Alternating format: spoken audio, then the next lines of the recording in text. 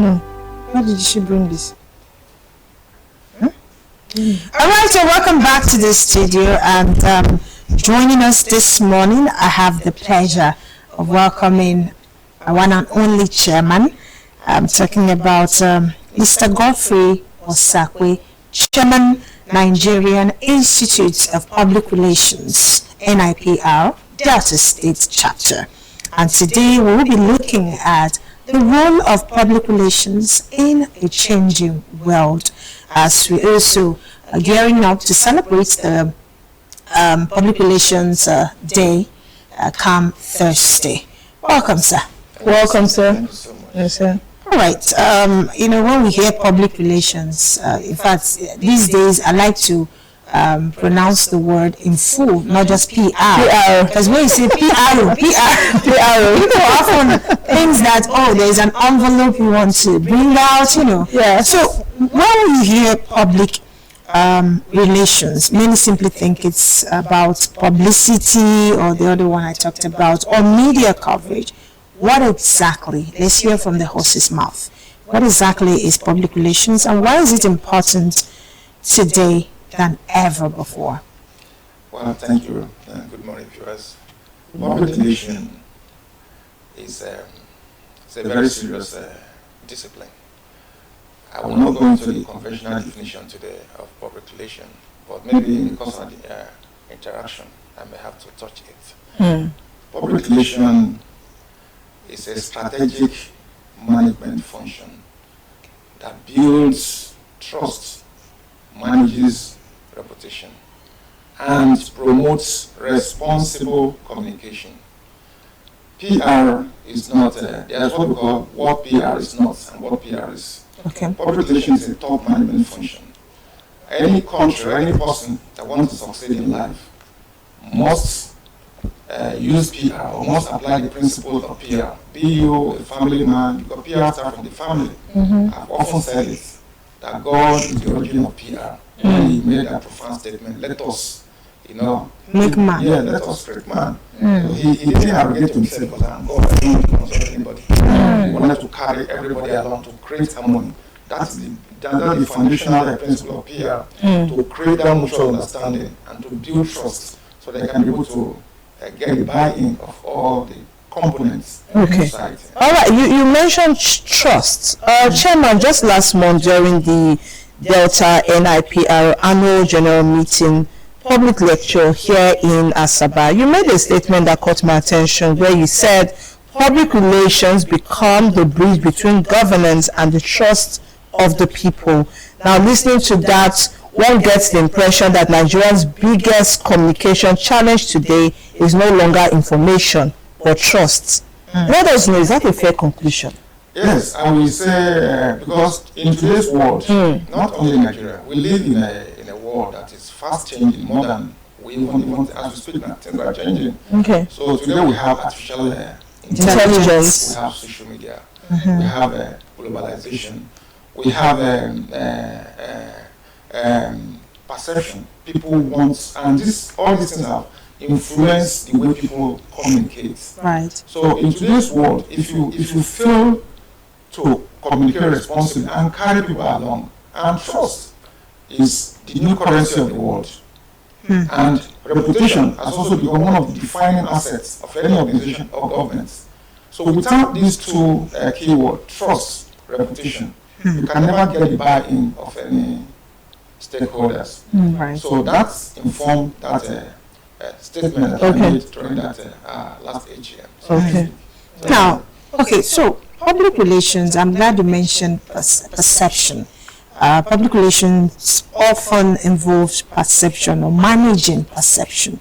How do professionals like us, balance protecting an organization's image while remaining truthful and also gaining public trust and ethical?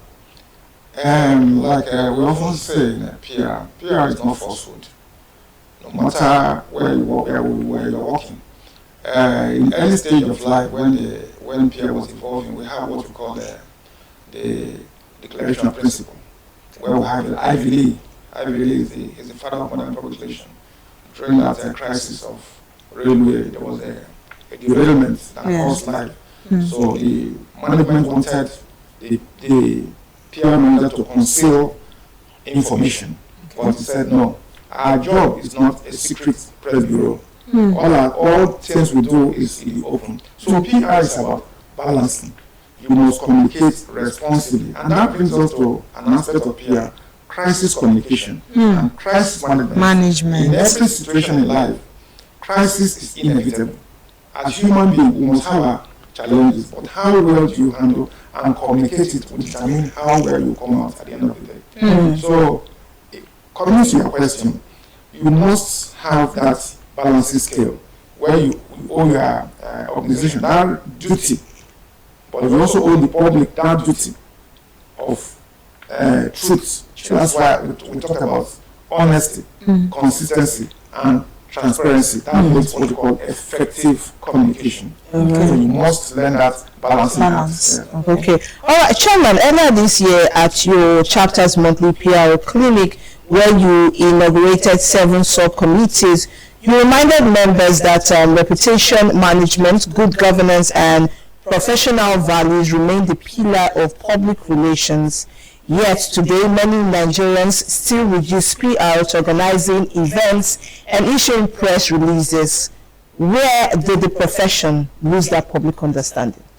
I think in every profession, in every facet of life, we still have the good, the bad, and the ugly. Okay. Yes, the Nigerian Stock Public Relation, by law, was given that mandate to regulate the practice of public relations. When you have all those issues today, when you have people who are untrained, who are not licensed PR to manage affairs, and when people have that wrong perception, you see the fact that some organizations that fail to buy into PR will naturally lose its or her focus. But having said that, PR, like I said in one of the TV programs a few weeks back, that most organizations that imbibe or take the principle of PR, you will hardly see them fail.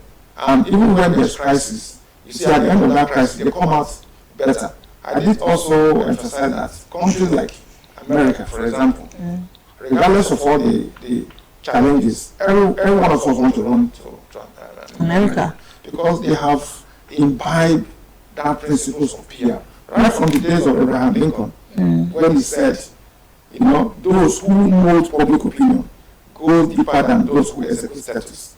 Not for you to just sit down, maybe I'm a leader, you are dishing out order. No, you must be able to explain and carry people along. Britain, the same thing. Unlike here in Nigeria, where some people who are who find themselves at the corridors of political power, so they are trying to lord over us, whether we like it or not. They are bringing program policies that due diligence or they did not do their adequate consultation before they lord over Nigeria. So these are the basic problem where you have situation where people misunderstood PR. PR is not like I mentioned, it's a top management function. And for a professional PR person to be able to make maximum, it must be very close to the management. That's why in most organizations that succeed, the corporate affairs manager, however, must be a member of the board.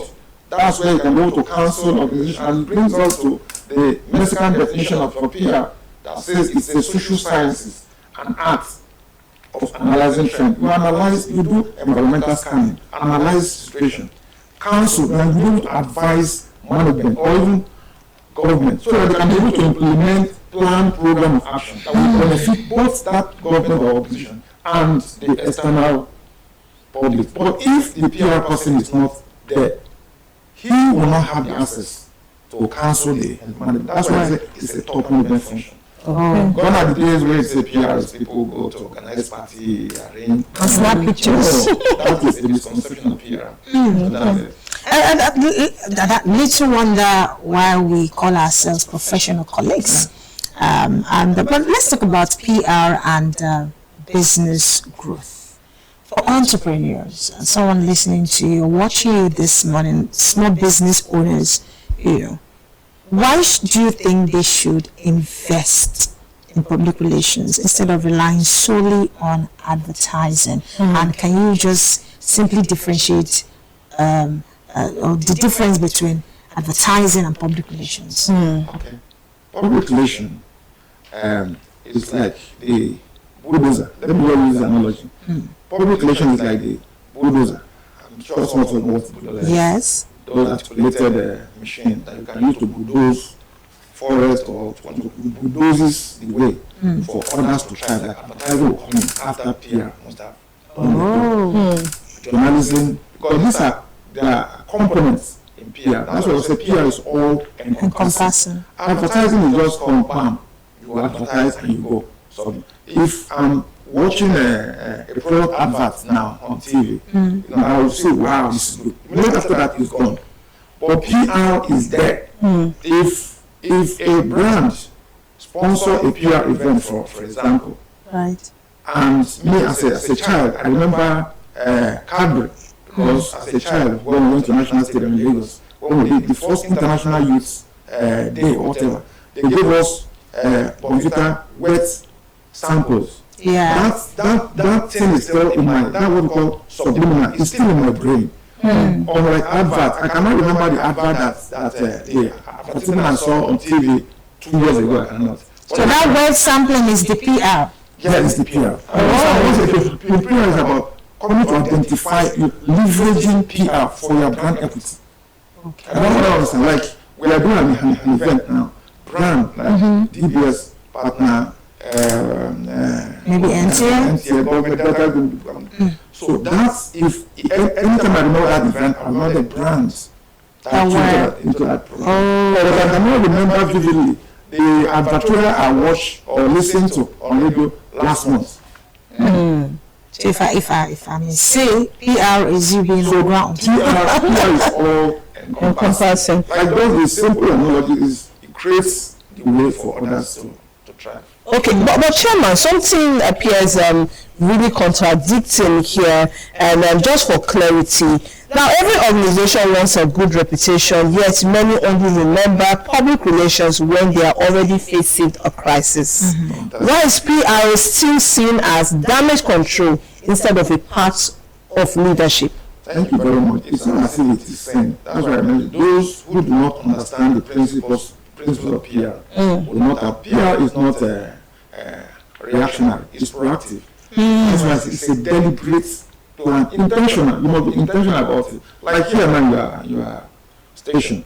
If you are proactive, you are present proactive PR, you must have a preparedness plan, crisis management plan. If anything happens like this, or something may happen, may have challenges where the camera can break down. Yeah. How do you activate the crisis mechanism to be able to deal with that issue? Yes.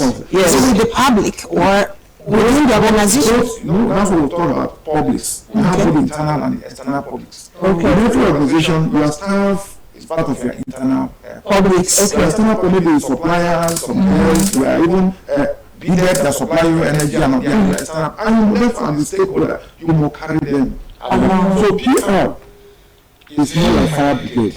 And you can call them at any time to down the conflagration of public opinion. Because when it happens, we've had issues of some food, I won't mention them here, all these children's food, noodle. There was rumor, afraid that they eat and not what. Yeah. So, but if you do not have that preparedness plan, you will not survive that crisis. But if you have a good PR department and you're able to manage that crisis, people will end up sympathizing with, and you get more patronage than.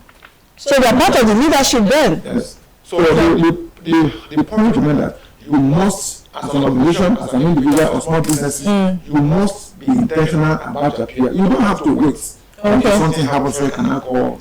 So in other words, they should hire or employ a PR. Yes.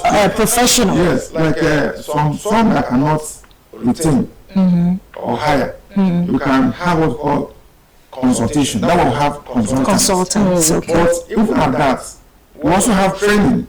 A business owner that wants to succeed must know, how do I dress my products? Why should somebody leave Vivian? Cheese's brand. Yes, If it is his brand. It's about how you package the message, how you create the message that associates with your brand. Okay. So it may be intentional. There's no two ways about it.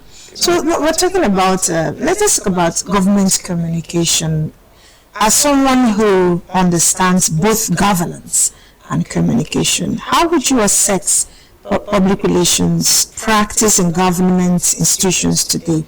Are there areas that require improvement? Because sometimes we often see public relation practitioners in government agencies or parastatals or offices, and they are somehow redundant. I don't know whether there is no need of them there. So what areas do you think? Maybe not yet, or maybe there's no crisis yet. So are there areas you think they should be improved on? Of course, certainly. Life is about improvements. Coming to the question, like you mentioned, there are some of our colleagues, our members, who are PROs that once in a while I counsel them, how do you operate in your office? Because sometimes me, I'm an ex-banker. I work in the bank. Same here. I was an ex-banker when Lagos way back there. I was left as head of foreign operations. So while we were there, I was just trying to explain to them that in a place where you find yourself, make yourself a critical asset of that organization. Not just for you to sit down at the end of the month, you stretch out your hand for your pay. No. What contribution, what impact? I used to tell them, my MD in those days cannot go to Central Bank without me escorting him to Central Bank. As little as I was then. Because I was bringing value. I was able to build value. And when CBN issue circular that affect bank, before other banks, they will call, or usually they just over our name. Yeah. They will call us our bank name. We'll first. So I'm trying to say in the nutshell that communication in government is very critical. And that's why you have misinfo and distrust. I said often that because of this gap, there's gap. And now, like I said earlier, information travel with the speed of light. Yeah. So also is misinformation and fake news. So you must have that enablement, have that skill. And government should not always sweep things under the Carpet.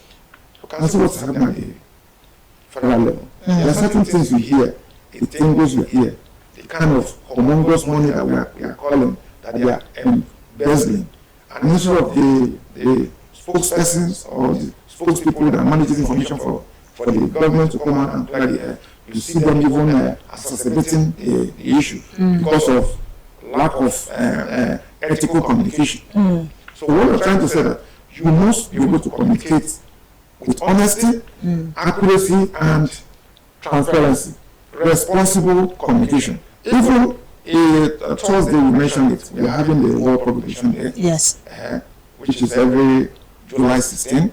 The theme now is this year is the global age of strategic communication. Okay. With a sub-theme, the essential element of operating system, the human operating system. Because now people can do anything, even content AI can create, even government that is saying things the way it's not supposed to be. So how do you handle it? So you must be commission savvy before you can be able to give out the right information to the public. So all right, can we talk about the events? So let's talk about the event. Well, the event, like I said, we're going to celebrate it. Incidentally, coincide with our July general meeting. Okay. So it's taking place at the Secretariat, the main hall there. And we are privileged to have one of our members who is also a lecturer at the Delta State University of Bashuku, Dr. Emmanuel Akpovita, who is going to dissect the topic, still going to talk around the theme. Because this day you find out that a lot of people seem to have relegated or maybe relinquish everything to AI, but they have forgotten that AI can create contents. Technology cannot automate processes, but empathy, ethics, emotional intelligence, and sound human judgment remain uniquely human. So no matter how much technology, you cannot wish away human. Okay. Okay, Right. Chairman, just quickly, I want to learn from your wealth of experience. Permit me. Now, long before becoming chairman of NIPR Delta, your career has already taken you through banking, strategy development, environmental advocacy, and even sports administration. Now, looking back now, which of those experiences has influenced your philosophy of public relations the most? Wow, that's a tough one. I would say basically, even while I was in the bank, it was a tough because that was the era where you see policy change, the also we are bringing, or we are in foreign operation, international department, we're going to see them to do for bidding. That was the time, and as a young banker, I was a member of the Lagos State chapter of NIPR. Oh, so you were already practicing. Yes, so I was practicing, but I was working in an internal. I was not working in the corporate affairs, but I was working in the internal banking unit. But I was still consulting some of us who have the PR background. Okay. All right. Thank you so much. It's always a pleasure having you talk to us. I feel like we're having a lecture of a minute. Honestly. Right here. But for time, we need to wrap up this conversation. Thank you, Mr. Godfrey Osakwe, Chairman of the Nigerian Institute of Public Relations, NIPR, Delta State Chapter. Thank you so much. Thank you for sharing valuable insight as always. We appreciate your time and wish you continued success in advancing professionalism and ethical communication in Delta State and beyond. Thank you for coming, sir. All right, it's a wrap from us. Yes. All of us here at Delta Television, the People's Pride. From Cheesy. Yes, from me, stay safe out there and